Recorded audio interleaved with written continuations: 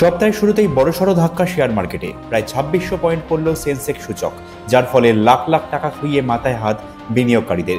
এদিন ৭৮,৩৮৫ পয়েন্টে নেমে যায় সেন্সেক্স। অন্যদিকে ৪৬৩ পয়েন্ট পড়ে ২৪,২৫৪ পয়েন্টে পড়ে যায় নিফটি। শুধু সেন্সেক্স বা নিফটি নয়, টাকার দামেও পতন হয়েছে লক্ষণীয়ভাবে।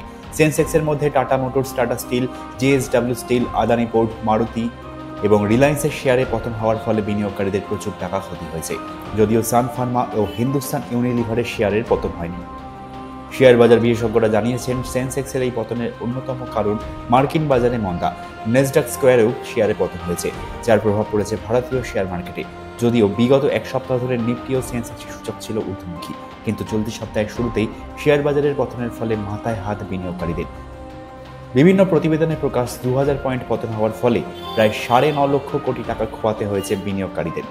শুক্রবার মার্কিন মুলুকে একটি তথ্য প্রকাশিত হয়। সেখানে জানানো হয়, কর্মসংস্থানের গতি আরও মন্থর হবে, বেকারের সংখ্যা বৃদ্ধি পাওয়ারও আশঙ্কা করা হচ্ছে।